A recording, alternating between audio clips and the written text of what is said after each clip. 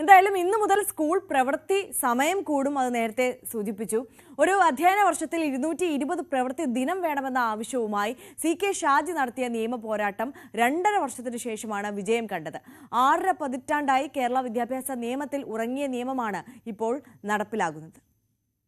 പുതിയ സമയക്രമത്തിലായിരിക്കും ഈ അധ്യയന വർഷം മുതൽ സ്കൂളുകളിൽ പ്രവൃത്തി ദിനങ്ങൾ.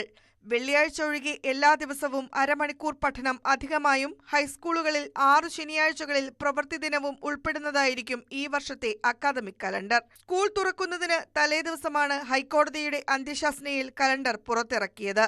അധ്യാപകന്റെ ഏറ്റവും കുറഞ്ഞ ജോലി സമയം ആഴ്ചയിൽ 45 മണിക്കൂറായി ക്രമീകരിക്കണം എന്നാവശ്യപ്പെട്ടാണ് Muvattupuzha Ebenezer higher secondary school മാനേജരും PTA-യും ഹൈക്കോടതിയെ സമീപിച്ചത്. സ്കൂൾ തുറക്കുന്നതിന് 10 ദിവസം മുൻപ് പൊതുവിദ്യാഭ്യാസ ഡയറക്ടർ കലണ്ടർ അവധികൾ അടക്കം സൂചിപ്പിച്ച് പുറത്തിറക്കണമെന്നാണ് കേരള വിദ്യാഭ്യാസ നിയമം. എന്നാൽ 2025-26 അധ്യയന വർഷത്തെ കലണ്ടർ സ്കൂൾ തുറക്കുന്നതിന് തലേ ദിവസമാണ് വിദ്യാഭ്യാസ വകുപ്പ് പ്രസിദ്ധീകരിച്ചത്. ഇത് പ്രകാരം 1 മുതൽ 4 വരെ ക്ലാസുകൾക്ക് 198 പ്രവൃത്തി ദിനങ്ങളും UP-യിൽ 200 അധ്യയന ദിനങ്ങളും 8 മുതൽ 10 വരെ ക്ലാസുകൾക്ക് 220 പ്രവൃത്തി ദിനങ്ങളും വെള്ളിയാഴ്ച ഒഴികെയുള്ള ദിവസങ്ങളിൽ അരമണിക്കൂർ അധിക പഠന സമയവും ഉണ്ടാകും. 6 ശനിയാഴ്ചകളിലാണ് ഹൈസ്കൂൾ ക്ലാസുകൾ ഉണ്ടായിരിക്കുക. ന്യൂസ് 18 കൊച്ചി. അപ്പോൾ ഇന്ന് നമുക്കൊപ്പം ഈ ഘട്ടത്തിൽ ഒരു അതിഥി കൂടി ചേരുകയാണ്. പുതിയ അധ്യയന വർഷം ആരംഭിക്കുമ്പോൾ അക്ഷരമുറ്റത്ത് പാറിപ്പറക്കാൻ നമ്മുടെ കുരുന്നുകൾ ഒരുങ്ങുമ്പോൾ ഈ സന്തോഷത്തിൽ നമുക്കൊപ്പം ചേരുന്നത് മറ്റാരുമല്ല, നമ്മുടെ വിദ്യാഭ്യാസ മന്ത്രി V. ശിവൻകുട്ടി തന്നെയാണ്. നമസ്കാരം മിനിസ്റ്റർ, സ്വാഗതം ന്യൂസ് 18 കേരളത്തിലേക്ക്. നമുക്ക് സ്കൂൾ തുറക്കുകയാണ്. എന്തൊക്കെയാണ് വിദ്യാഭ്യാസ വകുപ്പ് ഇതുവരെ നടത്തിയിട്ടുള്ള ഒരുക്കങ്ങൾ? എങ്ങനെയാണ് കുഞ്ഞുങ്ങളെ സ്വീകരിക്കാനുള്ള ഒരുക്കങ്ങളൊക്കെ തയ്യാറായിട്ടുള്ളത് സ്കൂളുകളിൽ?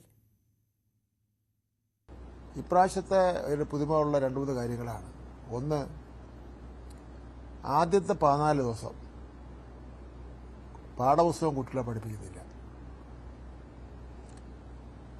അത് മറ്റു കാര്യങ്ങൾ വർക്കൗട്ട് ചെയ്യേണ്ട, അത് ആ സ്കൂളിന്റെ സാഹചര്യം അനുസരിച്ച് വർക്കൗട്ട് ചെയ്യുന്നു.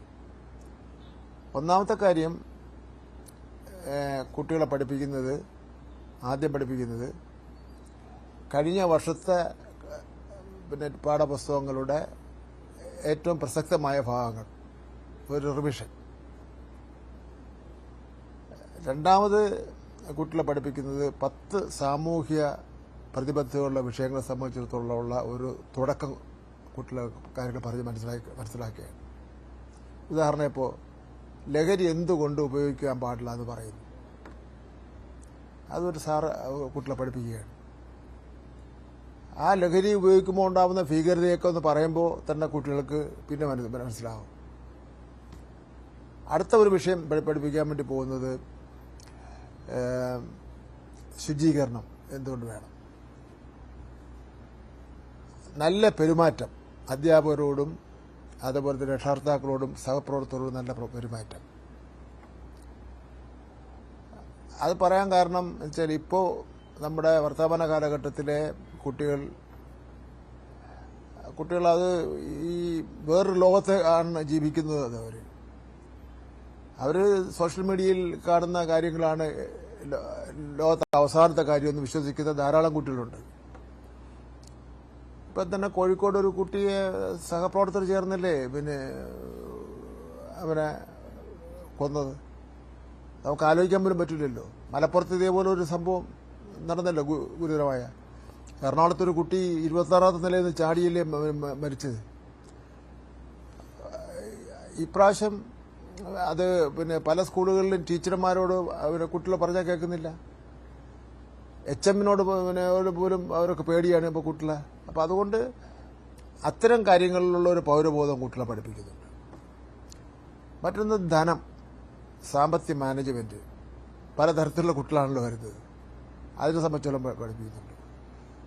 പോക്സോ കേസിനെ സംബന്ധിച്ചിടത്തോളം എന്താണത്, അത് നിങ്ങൾ അങ്ങനെ ഒരു അനുഭവം ഉണ്ടായാൽ നിങ്ങൾ എന്താണ് ചെയ്യേണ്ടത്, ഈ കാര്യത്തെ സംബന്ധിച്ചോളം പഠിപ്പിക്കുന്നുണ്ട്. ഈ നിലയിലുള്ള 10 പ്രധാനപ്പെട്ട വിഷയങ്ങളെ സംബന്ധിച്ചിടത്തോളം ഓരോ മണിക്കൂറെടുത്ത് ഓരോ ദിവസം കുട്ടികളെ പഠിപ്പിക്കുകയാണ്.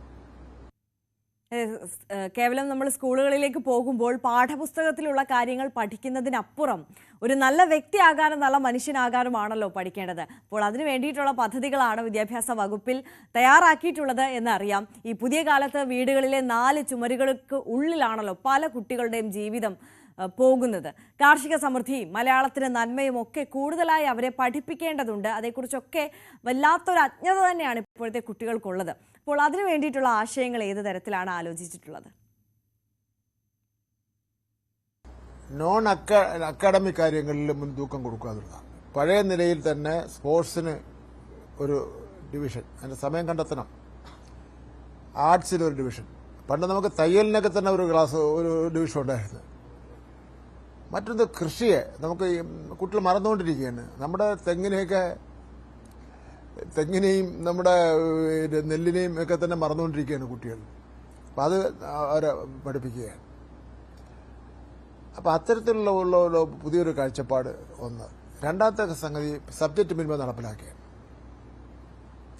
ഒരു കുട്ടിയെ തോൽപ്പിക്കില്ല. പക്ഷേ ഈ പ്രാവശ്യം 9, 7, 6, 5 ഇത്രയും ക്ലാസ്സിലെ കുട്ടികളെ സബ്ജക്റ്റ് മിനിമം പഠിപ്പിക്കുക. ഇപ്പോൾ ഒരു ഗൗരവം വന്ന് കുട്ടികൾക്ക് ഒരു ഗൗരവം വന്ന്, സാറന്മാർക്കൊരു ഗൗരവം വന്ന്, എല്ലാവർക്കും ഗൗരവം വന്ന്. സ്ട്രെസ്, സമ്മർദ്ദം, മാനസിക സമ്മർദ്ദം ഒഴിവാക്കുന്നതിന് വേണ്ടിയുള്ള കാര്യങ്ങൾ ചെയ്യും. അത് നമുക്ക് ചെയ്യണമെന്ന് ജനറലായിട്ട് പറയാനേ പറ്റുള്ളൂ. ഇപ്പോൾ എന്ന് പറഞ്ഞ സ്കൂളിൽ നിങ്ങൾ സൂമ്പ നടത്തുന്നത് പറയാൻ പറ്റില്ല. അവിടുത്തെ സാഹചര്യം നോക്കിയിട്ട് എന്നാൽ ചിലപ്പോൾ അവിടെ നടത്താൻ പറ്റുന്ന യോഗ നടത്താൻ വേണ്ടി പറ്റുമായിരിക്കും. മറ്റൊരു സ്കൂളിൽ ഫുട്ബോൾ നടത്താൻ വേണ്ടി പറ്റുമായിരിക്കും. പക്ഷെ നടത്തിയിരിക്കണം. അപ്പോൾ അത് കായിക വകുപ്പും കുറേ സഹായങ്ങൾ ചെയ്യാമെന്ന് പറഞ്ഞിട്ടുണ്ട്. കോച്ചസിനെയൊക്കെ തരാമെന്ന് പറഞ്ഞിട്ടുണ്ട്. കളിസ്ഥലങ്ങൾ ഇല്ലാത്ത പ്രശ്നമുണ്ട്. പുതുതായിട്ട് ഉണ്ടാക്കാൻ വേണ്ടി പറ്റില്ല. ഉള്ളതിനെ ഒന്ന് നമുക്ക് വൃത്തിയാക്കി എടുക്കാൻ പറ്റുന്ന നിലയിലാണ് ആലോചിക്കുന്നത്. പിന്നെ അതെ, ഇപ്പോൾ സൂചിപ്പിച്ചതുപോലെ തന്നെ മിനിസ്റ്റർ പറഞ്ഞതുപോലെ തന്നെ ഈ പരീക്ഷാഭാരം അതൊരു വലിയ ഭീതി തന്നെയാണ്. ഈ കുട്ടികളിലെ സമ്മർദ്ദം ലഘൂകരിക്കാൻ എന്ത് ചെയ്യാൻ കഴിയും എന്നുള്ളതാണ് എപ്പോഴും ആലോചിക്കാറുണ്ട്. ഇത്തവണ എന്തെങ്കിലും പുതിയ നടപടികൾ പദ്ധതിയിലുണ്ടോ?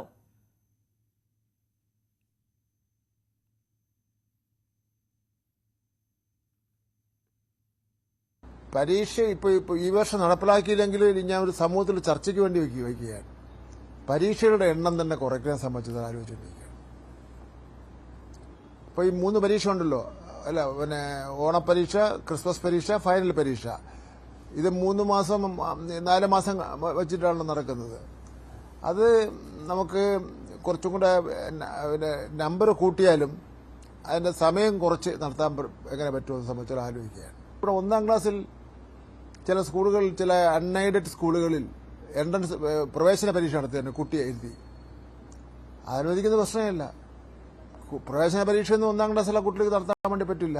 വിദ്യാഭ്യാസ അവകാശ നിയമത്തിൽ ഒരിടത്തും പറയുന്നില്ല. കേന്ദ്ര ഗവൺമെന്റ് വിദ്യാഭ്യാസ നിയമത്തിലും പറയുന്നില്ല.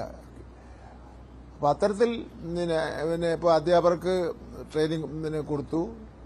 പിന്നെ ഈ മെയിൻ്റനൻസ് എല്ലാ സ്കൂളുകളിലും ചെയ്തു കഴിഞ്ഞു. പിന്നെ ഞാൻ ഈ പറഞ്ഞ പോലുള്ള പുതിയ കാര്യങ്ങളിലേക്ക് പോവുകയാണ്. മിനിസ്റ്റർ, ഈ ഹൈസ്കൂളിലെ സമയമാറ്റം അതാണ് ഇത്തവണത്തെ ഏറ്റവും വലിയൊരു പ്രത്യേകത. അപ്പോൾ ഇതെങ്ങനെ ബാധിക്കുമെന്നുള്ള ആശങ്ക രക്ഷിതാക്കളിൽ വലിയ രീതിയിലുണ്ട്. അതൊക്കെ ചർച്ചയാകുന്നുമുണ്ട്. ഇത് പരിഹരിക്കാൻ കഴിയുന്ന ഒരു കാര്യമാണോ?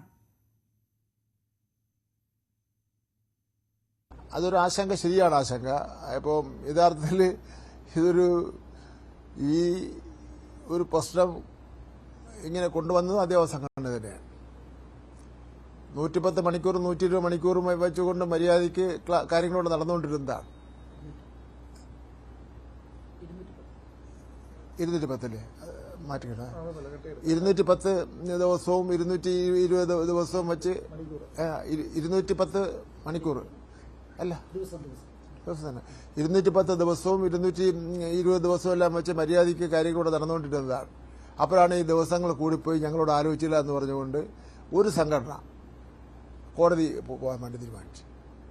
കോടതി ഒരു ഉന്നതതല എക്സ്പെർട്ട് കമ്മിറ്റി വയ്ക്കാൻ വേണ്ടി തീരുമാനിച്ചു. ഒരു ഉന്നതതല എക്സ്പെർട്ട് കമ്മിറ്റി വെച്ചു. ആ കമ്മിറ്റി ഒരു നിർദ്ദേശം നൽകി.